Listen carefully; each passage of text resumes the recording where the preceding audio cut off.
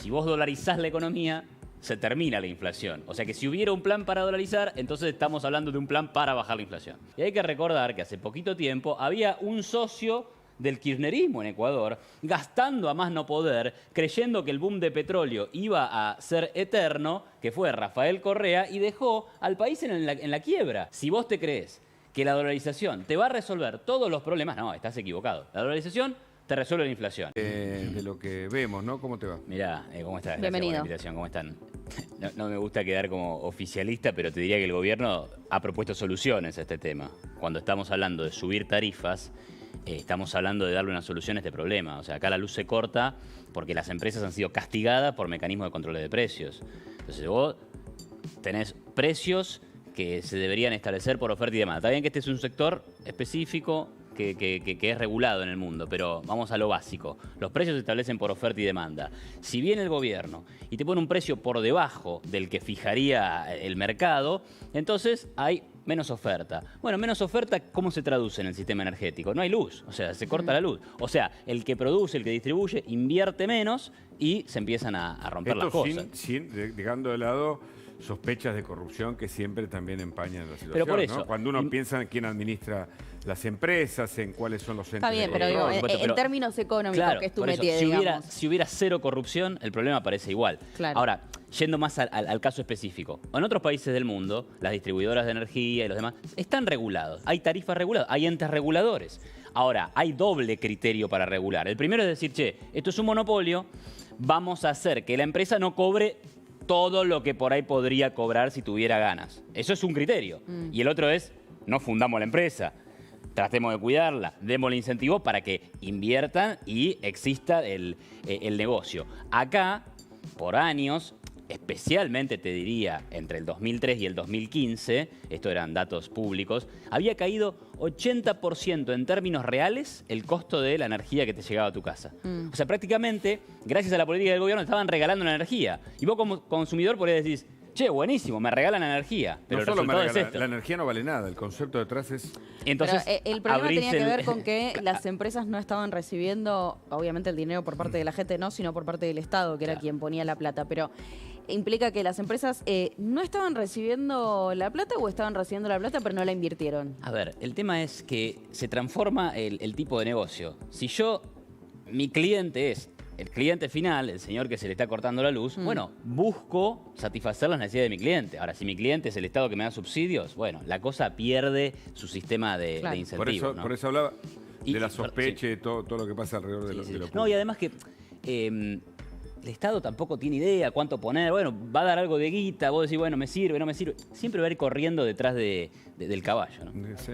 Lamentablemente habría De los que acontecimientos. pensar bien cuáles son las empresas de Estado que hoy funcionan bien. Digo porque también vivimos el momento en donde el Estado fue desintegrado, vino lo privado y tampoco solucionó el tema. Pero bueno, estamos en una discusión de fondo. Delfina aporta más información justamente sobre este tema. Bueno, acá vamos a ver una nota de Sofía Diamante justamente sobre este tema y es que el gobierno pone a prueba en los próximos 30 días el futuro del plan económico, ¿no? Hacienda anunciará los aumentos de tarifas en medio de una fuerte caída del poder adquisitivo. ¿Qué opinas de esto? El gobierno anunciará un aumento de tarifas. Bueno, o sea, a ver, esta es la parte que por ahí no te mencionaba recién. Aumentar tarifas tiene que ver con darle mayor viabilidad económica a aquellos proveedores del sector energético, ¿sí? Por un lado. Pero por otro lado, también está resolver el problema fiscal que tiene el gobierno. O sea, acá uno de los el principal problema de Argentina, ¿cuál es? Digamos, la inflación, ¿no? O sea, lo que haces encuestas, todo el mundo te va a decir, el problema es la inflación. Otro enorme problema es el elevado riesgo país que tiene Argentina, cerca de 2.000 puntos. Entonces Argentina tiene una crisis de deuda pública que por un lado se manifiesta en inflación y por otro lado se manifiesta en que nadie te quiere prestar plata. Uno de los gastos que hay bastante consenso para recortar, porque hasta el gobierno anterior decía, acá segmentó tarifas, acordate que eso es una forma de que algunos empiecen a pagar el valor real de la tarifa. Pero ¿cuál es la idea detrás de esa? Bueno, reducir la cantidad de subsidios que el Estado le pone al sistema. Entonces, esto es un objetivo doble. Por un lado, mejorar la calidad del servicio, que no es que de un día para el otro, no es que, digo, para que tampoco en 20 días se corta la luz. Grande. Y eso lleva tiempo. Y por otro lado, resolver el problema fiscal de la Argentina, que es el problema que trae la inflación y la O sea deuda. que lo que vos planteas es que deberían sincerarse efectivamente las tarifas para que pueda haber la inversión necesaria, pero justamente por la situación fiscal de la Argentina no puede hacerse vía subsidios, etcétera. O sea, hay No, que lo digo hacerse es que- cargo de... Claro, lo que digo es, o sea, si la tarifa no la paga el usuario, Claro, la tiene que pagar el usuario. o la básicamente. paga el gobierno con subsidios, o la paga la empresa perdiendo Y hoy la situación fiscal de la viabilidad. Argentina no te permite hacer eso. No, la situación fiscal de la Argentina hace que si vos subís tarifas, subsidias menos. Así Claro. que es un problema, o sea, No, el resolvés problema dos es- cosas, resolvés dos problemas. El problema es Claro. los salarios, ¿no? Que como bien dijo Diana Mondino en las últimas horas, los salarios no se van a recuperar hasta que no matemos la inflación. Y entonces viene la pregunta, ¿y cuándo se mata la inflación? Bueno, ¿cuándo se mata la inflación? Cuando el plan fiscal empiece a dar sus resultados, cuando empecemos a ver números fiscales buenos y también la parte monetaria. O sea, sabemos que la inflación, digamos, es producto de la emisión excesiva de dinero. Ahora, el ¿Está haciendo algo el superávit gobierno con primario, eso? Sí. el superávit primario que alcanzó Toto Caputo, Sí. ¿eso es muy volátil? ¿Es Una momentáneo? golondrina no hace verano, esperemos 2 meses más a ver si ese superávit no es un mes y nada más. Igualmente te digo, yo espero ver menor déficit fiscal este año. Es más, digamos, el superávit me parece un objetivo muy ambicioso, pero sin duda que vamos a tener un menor déficit fiscal este año porque el gobierno ha dicho que su plan es hacer un ajuste de 5 puntos del PBI. Ponele que le sale la mitad, bueno, te va a achicar el déficit fiscal en 2,5 puntos. Digo, ponele, 5 ¿no? puntos del PBI, ¿cuánto es en miles de millones? Porque 5 a por mí me gusta 420, repasar esos datos. Es alrededor más, de- creo que el gobierno debería publicar datos no solo del presupuesto, sino de los gastos que se hacen. De esa manera es mucho más persuasivo con respecto a la opinión pública. Y dice, che, mirá que estamos gastando, así como le dijo al gobernador 20.000 en publicidad, que están mal, 20.000 millones, lo mismo me parece que debemos saberlo, Y, ¿no? A ver, para dar algún número medio redondo, el gasto público total de la Argentina debe andar en 38% del PBI y la recaudación tributaria en 32%. O sea, el déficit fiscal 6 del puntos. 2023 fueron 6 puntos del PBI. ¿Sí? Si el gobierno hace un ajuste de 5 puntos, va a quedar 1 punto de déficit financiero, pero va a quedar el superávit primario. ¿Sí? Va a quedar alrededor de 1 punto y pico de superávit primario. Superávit primario que te digo que la Argentina no tiene desde el año 2008. ¿no? Claro. Entonces, importante eso, porque de vuelta, como te decía, la inflación y la crisis de deuda es resultado del déficit fiscal. Te quiero preguntar por tema dólar. Hoy Liliana Franco cuenta que Javier Milei le comenta que la dolarización sigue en su agenda y que podría llegar a darse el año que viene, en el 2025. ¿Cómo lo ves vos esto en términos económicos? Bueno, a ver, digamos, para dar lo más básico, ¿no? Dolarizar es una forma de terminar con la inflación. Han dolarizado países en la región como Ecuador. Panamá es un país que de facto ha usado el dólar históricamente y obviamente bimonetario, no tiene ¿no? problemas de inflación. Tiene una moneda oficial, pero que en realidad no se usa. ¿Sí? Digamos, de hecho, en los Claro. hechos se usa el dólar, es una economía Que esa dolarizada. es una en posibilidad los para hechos. Argentina, ¿no? Sí. Y también, bueno, hay muchos países en Europa que han tenido inflación y no es que se dolarizaron, porque me critican, me dicen, no es lo mismo, pero abandonaron su política monetaria. O sea, España no hace política monetaria. Le viene dada por el Banco Central Europeo. ¿Tiene problema de inflación? No tiene problema de inflación. No, aparte no puede tener déficit en Europa. Bueno, pueden y han tenido problemas de deuda, países como Grecia, países como Grecia, Portugal, Pero países como ¿en España. cuánto lo tienen que resolver por orden Claro, del no. el Big Brother? Cuando te metiste en la Unión Europea te decían no puedes tener más de 3% de déficit. Claro, obvio. Te imponían reglas fiscales, por eso es tan importante lo monetario y lo fiscal. Entonces, dolarizar es eso, es un problema es una solución, perdón, para resolver un problema que es la inflación. ¿Se puede? Bueno, cuando Ocampo estaba con Milei, la idea era, sí, podemos, porque acá en el Banco Central tenemos un montón de activos que los vamos a lograr convertir en dólares y con esos dólares vamos a ir canjeando los pesos que hay en la economía. Evidentemente ese plan parece que no tuvo mucho éxito previsto y entonces se abrió Ocampo y vino Caputo. Y entiendo yo, sospecho, que la idea de Caputo es, podemos dolarizar, pero necesitamos dólares primero. Bueno, por eso. Sí. Entonces Por de nuevo eso vamos a no, los están en números. eso. 5.000 millones de dólares compró el gobierno. La Alrededor de base 7. monetaria es de 7.000, 8.000. O sea que está cerca. Pero el problema son los 30.000 millones Claro, de claro, la deuda. Perfecto. La base monetaria son 10.000 millones de dólares hoy, más o menos. ¿10.000? Más o menos, sí. Y Millones, después tenés... sí. Más o menos, sí. Y después tenés otros 30 o 20 largos de LELIQ y pases. O por ahí tenés razón vos el número. Son 40 billones de pesos entre base monetaria y LELIQ. Después hay que verlo. Convertís al oficial, al paralelo y ahí te dan los dólares que quieras. Entonces, bueno, ¿Cuánta reserva tiene el gobierno? ¿Cuánta reserva tiene el Banco Central? Menos 2.000 millones. O sea que hoy estás... O sea, es verdad que compraste un montón, pero estabas negativo en 11. Para tener menos 2.000. Entonces digo, por ahí falta un poquito para conseguir los dólares, ¿viste? Digamos, hay que ver en qué tiempo se podría hacer. ¿Y el cepo? Que ese es el otro tema, ¿no? Lo que pasa es que ahí con el cepo yo te diría... del cepo, desde mi punto de vista, podés salir. Podemos salir mañana si queremos, ¿sí? Pero... No, ¿pero qué? Está bien, pero tenés que aceptar un salto de la inflación. Claro. O sea, salir del cepo implica que todos podemos ir a comprar dólares, pero que va a haber un solo tipo de cambio. Y ese tipo de cambio no va a ser el de 840, claro, donde anda hoy el dólar. Va a ser el de 1200 o 1100, donde anda el dólar paralelo. Ese salto implica que este mes y el que viene va a tener un poco más de inflación del que estabas esperando. Entonces, el costo de salir del cepo creo que es ese, pero el beneficio es normalidad para el sistema cambiario argentino. Te pido que te quedes, Iván, porque vamos a sumar a colega tuyo, Damián Dipache, analista económico que está del otro lado. ¿Cómo estás, Damián? Bienvenido. ¿Cómo va, Agus? ¿Cómo va, Hugo? En algún lugar de esta, ¿no? De esta galaxia estás. No, ya está acá entre nosotros. Exactamente. Estamos más cerca. Estamos más cerca, ahora sí. Damián, esta semana claramente estuvo marcada por el naufragio de la ley Ómnibus. En el medio, lo que ocurrió con, por ejemplo, la cancelación o la eliminación de este fondo compensador para el interior. Y la pregunta que queda flotando en el ambiente es cuál es ahora la situación fiscal, ¿no?, de cada una de las provincias. ¿Qué información tenés? Bueno, en principio lo que tenemos que decir es que la ley Ómnibus implicaba un ajuste de lo que tenía previsto el gobierno del orden de entre el 0,7 y 0,8% del producto de los 5 que proyecta ajustar el gobierno de Milei en este año. Por lo cual yo en principio digo, esos aplausos que se daban en el Congreso no son gratis. O sea, los paga la política, pero también los paga la gente. Claro. O sea, efectivamente, uno piensa que eso que pasa en el Congreso a la gente no le toca. Y sí le toca. Yo creo que lo estamos viendo, provincias con menos recursos y sociedad que va a pagar con retiros de subsidios más rápidos.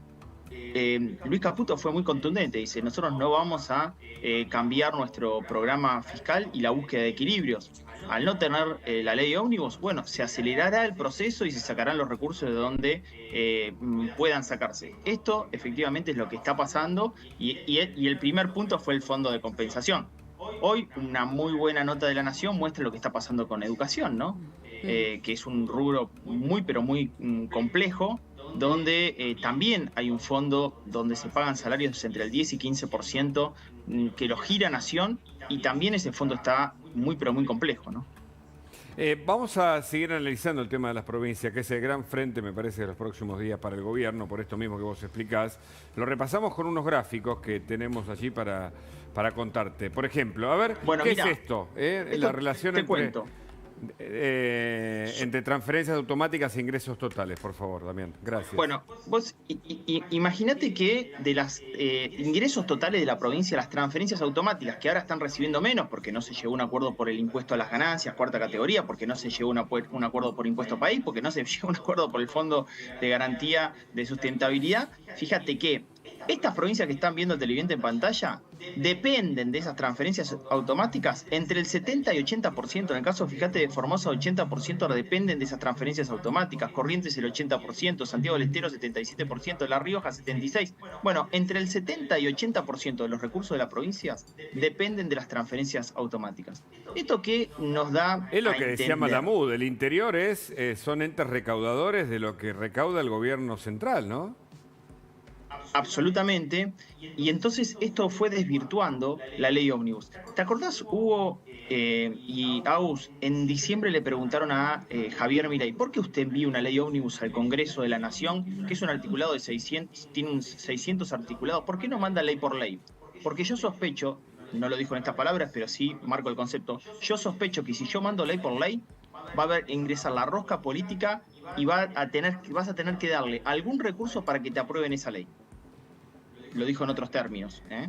¿Y saben lo que terminó pasando? En esta ley Ómnibus, los diputados provinciales bajaron a la Cámara de Diputados a negociar recursos, no a negociar una ley para el mediano y largo plazo de Argentina. Eso efectivamente es lo que terminó pasando, con algo muy importante que era tener esa ley base para los cambios estructurales que Argentina requiere, ¿no? Claro.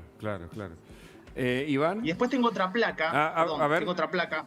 Espera que placa. permitime que haga ¿Sí? un comentario, Iván, y vamos con el otro gráfico. No, por no, favor. súper interesante lo que decía Damián y bueno, ese gráfico con esos datos. Estaba viendo ahí en el plan original que presentó Caputo, parte del ajuste era 0,5 puntos del ajuste del PBI, era transferencia a provincias. El tema Claro. es, yo me pregunto, porque realmente no lo sé, ¿cuánto se puede ampliar? Porque ahora vos tenés que parte del ajuste implicaba volver a subir ganancias, las retenciones, y si ahora todo sale de provincias, bueno, ¿cuánto es la masa que podás aumentar para que el ajuste pase por ese gasto, ¿no? Por la Claro. reducción de ese gasto. Claro. Damián, decías que tenés más información. Sí, sobre lo que son las transferencias discrecionales y sobre lo que son Sí. los ingresos totales tenemos Ahí lo análisis. vemos. Miren, este dato es sorprendente. ¿Por qué? Porque acá lo que están viendo es el año pasado cuánto recibían las provincias, es decir, las provincias no le cerraban las cuentas. Entonces, ¿qué hacía el anterior gobierno? Decía, mira, quédate tranquilo, yo voy a imprimir moneda y te lo voy a transferir. Quédate tranquilo, tus cuentas van a estar como corresponde. Fíjate, La Rioja, el 12,5% de sus ingresos totales dependían de transferencias discrecionales. Cambió de gobierno, efectivamente no tiene un plan previsto de ajuste fiscal. ¿Y en qué terminó? En el BOCADE, en el bono, en el claro. famoso bono. ¿Mm? Fíjate, Buenos Aires, la segunda más damnificada. 9,5% de los, casi el 10% de los ingresos totales de la provincia era levantar el teléfono al Tesoro y decirle, che, ¿por qué no me giras que no me cierran las cuentas? El 10% de sus ingresos totales. Santiago del Estero, Chaco entre el 9 y 9,4%, Misiones 8,9%, Tucumán 7,2%, Formosa 7,2%, Catamarca 6,4%. Esta es la verdad de la milanesa, ¿me entendés? La verdad de la milanesa es que efectivamente muchas provincias dependían de giros extraordinarios que ya no existen. Y te digo, ahora la que está más complicada es la provincia de Buenos Aires, porque se le cayeron parte de las transferencias automáticas, porque se le cayeron las transferencias discrecionales. Claro. ¿Y cómo están pagando hoy los bonaerenses? Con suba de impuestos. Con suba de impuestos están pagando los bonaerenses porque no hay previsto un ajuste de el ritmo, digamos, de ese gasto público en relación a los ingresos totales que Y esto es reciben. el nuevo frente político que enfrenta al gobierno. Delfina. Sí, Damián, acá en los gráficos se ve muy bien la dependencia, ¿no?, de todas las provincias justamente en estas en giros discrecionales que además bajaron un 98%. Y parte justamente de esas transferencias está lo que vos decías, el fondo de incentivo docente, que esto lo vamos a ver probablemente en las próximas semanas, digo, porque se están negociando las paritarias y lo que dicen las provincias es, bueno, no hay plata para pagarle a los docentes. No Digo, hay plata. Exactamente. En esta línea, ¿no? ¿Crees que esto va a acelerar una reforma del régimen coparticipable? Yo creo que el régimen de coparticipación, el problema que tiene es que por más que vos cambies el régimen y qué es lo que coparticipa y si coparticipás otro impuesto, el problema es que si las provincias no solucionan sus cuentas, siempre van a tener necesidad del fisco, siempre. Claro. O van a querer impuestos. Es más, yo tengo un temor. Iván, ayúdame. Generalmente, si a las provincias no les cierran los números, recurren a 3 elementos. Toman deuda, generan un bono, o lo peor que nos puede pasar, incrementan sí un impuesto que lo pueden hacer con tope, ingresos brutos, que es el peor de los impuestos de la economía. Entonces, esos 3 recursos los toman, los 3 son perjudiciales para la economía, los 3. Claro.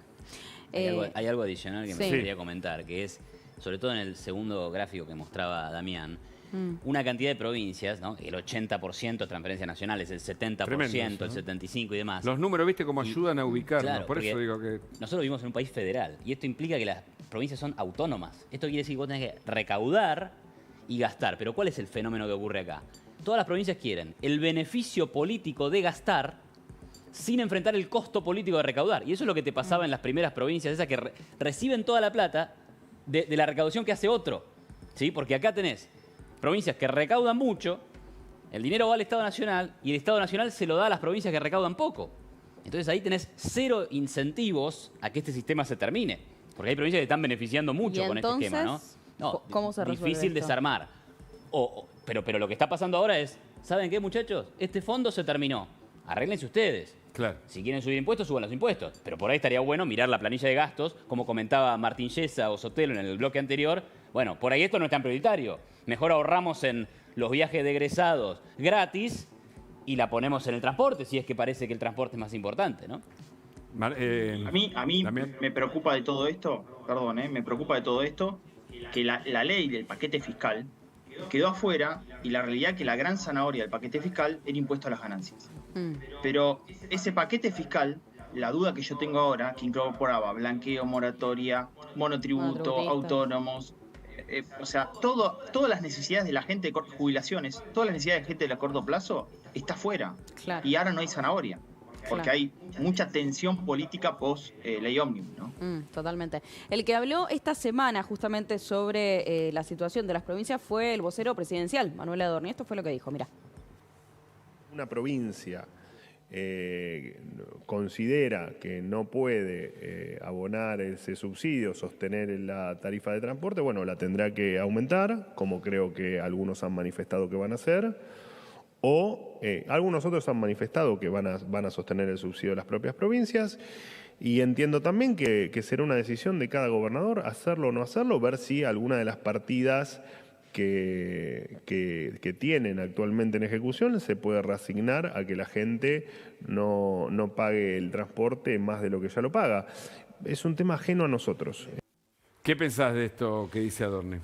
No, a ver, un análisis que yo había hecho hace un tiempito, ¿no? Sí. En Lima, Perú, en San Pablo, Brasil, en Montevideo, Uruguay. Digo, no son países ni mucho más ricos ni mucho más pobres que nosotros. Está bien. El colectivo, $1, 90 centavos de dólar, $1.10. Acá tenemos un mega ajuste de tarifa de colectivo y está 270 pesos, Sí. si mal no recuerdo, ¿no? Sería Y en- 0, Serían 27 centavos de dólar. Y en la ciudad más cara del país está 500 o 600 pesos. Entonces, digo, razonable, ¿no? Si vos no tenés los fondos para sostener las tarifas en valores que no son sostenibles, bueno, tendrás Es que que los aumentar la subsidios tarifa. nos metió en un invento, viste, en una mentira. Tenemos una novedad porque hay una reaparición en este caso del exministro Martín Guzmán. Delfina, contanos. Tal cual, Hugo, el que reapareció fue Martín Guzmán y con algunas críticas, ¿no?, sobre el tratamiento de la inflación. Y acá vemos lo que dice. Hoy no hay un plan para bajar la inflación, sino para dolarizar. El exministro de Economía, Alberto Fernández, asegura que el bono para importadores es el comienzo de la dolarización, ¿no? Esto lo dice Martín Guzmán después de que horas antes justamente Milei haya dicho que, bueno, habla de una dolarización para 2025, diciendo falta muy poco nada más. Iván. Bueno, yo haría dos comentarios sobre esto, ¿no? Lo primero es, hoy no hay un plan para bajar la inflación, sino para dolarizar. Bueno, como yo les decía antes, si vos dolarizás la economía, se termina la inflación. O sea que si hubiera un plan para dolarizar, entonces estamos hablando de un plan para bajar la inflación. Ahora, después, para explicar un poco lo que él dice, ¿no? El BOPREAL es el comienzo de la dolarización. Creo que tiene algún sentido lo que está diciendo, porque básicamente con este bono que el Banco Central le ofrece a los importadores, ¿qué le está diciendo? Dame pesos ahora y yo me comprometo a darte dólares en el año 2027. Y en el fondo, si vos querés dolarizar la economía, ¿qué tenés que hacer? Decirle a la gente, denme sus pesos y yo les voy a dar dólares. Por eso, solamente para explicar lo que está diciendo, por eso es que él está diciendo, este es el comienzo de la dolarización. Si en definitiva estoy recibiendo pesos y me comprometo a darte dólares. Ojo que podría ser una forma de dolarizar la economía. Y en esa forma de dolarizar la economía, vos no necesitarías los dólares cash ahora. Si vos podés crear un compromiso creíble de que vas a darle dólares a la gente que te entregue los pesos en algún tiempo futuro, vos empezás en un proceso de dolarización. Es muy interesante, esto podría ser, digamos. Damián, ¿qué pensás de lo que plantea Martín Guzmán? Hoy no hay un plan para bajar la inflación, sino para dolarizar. Hoy, ustedes saben que yo el año pasado fui a estudiar el tema de la dolarización a Ecuador. Sí. Que para mí es muy diferente a la dolarización que quiera aplicar, Milei, porque incluso fue muy de shock, no estuvo previsto, fue un día para el otro. Déjenme hablar objetivamente de ventajas y debilidades de la dolarización. Tiene muchas ventajas: estabilidad de precio, eliminación del riesgo cambiario, este quilombo que tenemos, facilita el comercio internacional porque es en moneda dura, atractivo para la inversión extranjera directa, vos entrás en esta moneda y te vas en esa moneda, menor volatilidad financiera, mayor financiamiento y crédito local e internacional. Argentina no tiene acceso y encima es muy caro el crédito, mayor confianza en la moneda porque nosotros no confiamos en nuestra moneda, se reduce la especulación cambiaria, esto de cuánto está el dólar libre, cuánto está mañana, cuánto está hoy, desaparece, y transparencias en los precios de la economía porque hoy no se sabe a qué precio pagas y a cuánto compras. Es Estas son cierto, todas las ahora ventajas, y tiene son- una contrapartida cuando uno habla con ecuatorianos y te dicen el tema de los bajos salarios, ¿no? Y la pobreza que ha generado también ese mecanismo. Te voy a decir las debilidades, para mí, de la dolarización.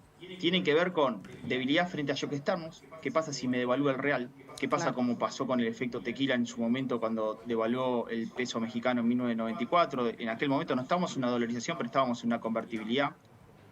Iván planteó otra, la falta de dólares en el Banco Central de la República Argentina para iniciar ese proceso. Y la tercera, que es la pérdida de control monetario. Pero nosotros no estamos en control monetario, nosotros estamos en descontrol monetario. Ese es el gran problema. Y Milei se quiere sacar la posibilidad de que venga otro y genere justamente descontrol monetario. Yo te diría, y a veces hay que pagar estos costos. si puedo agregar algo, digamos. Sí. Claro. Primero que cuando vos ves salarios en Ecuador, tenés que comparar los salarios de 10 o 15 años o 20 años después de la dolarización con los que había antes. Y ahí vas a tener un aumento. Sin duda, el PIB per cápita aumentó desde que Ecuador dolarizó la economía. Y por otro lado, el nivel de los salarios no depende íntegramente del sistema monetario, por supuesto que ayuda, pero depende de la productividad de la economía. Entonces depende de la capacidad del gobierno de Ecuador de generar reglas claras, no tener problemas de deuda. Y hay que recordar que hace poquito tiempo había un socio del kirchnerismo en Ecuador, gastando a más no poder, creyendo que el boom de petróleo iba a ser eterno, que fue Rafael Correa, y dejó al país en la quiebra, porque Ecuador, gracias a ese desmanejo fiscal que generó Correa, terminó en el Fondo Monetario Internacional, terminó casi defolteando la deuda, con elevadísimos niveles de riesgo país. Entonces, claro, si vos te crees que la dolarización te va a resolver todos los problemas, no, estás equivocado. La dolarización te resuelve la inflación. Ahora, tenés que hacer muchas otras cosas bien para tener buenos salarios, ser estable, Claro. etcétera. No, y hay que ver aparte también cuánto tiempo, ¿no? Se da esa dolarización. Si es eterna, Es es jugosísimo. por un tiempo. Es jugosísimo lo que está diciendo Iván. Bueno, Como fui a estudiar ese caso, ¿qué es lo que hizo Correa en aquel momento? Primero, se endeudó, porque como no podía emitir, se endeudó. Claro. Se endeudó en dólares y cayó en 2 default. Y segundo, creó más impuestos. O sea, como no tenía forma de emitir, generó una presión tributaria brutal, sobre todo sobre las pymes, que perdieron productividad y competitividad en los mercados. Entonces ahora tenés un quilombo bárbaro. Estás dolarizado, tenés estabilidad, pero no generaste tu resolución de los problemas fiscales y tenés una presión tributaria enorme. No sos productivo y competitivo para competir con el mundo. Eso es lo que le pasa a Ecuador también. Es real lo que dice Iván. No solucionás todos los problemas. claro. Interesantísimo, conversar con ambos. Gracias, Iván Carrino. Gracias. Gracias, señor Saludos, Damián Dani. Dipache, desde algún lugar de la Un galaxia. placer, abrazo grande. Gracias Hasta a ambos. Vamos ahora con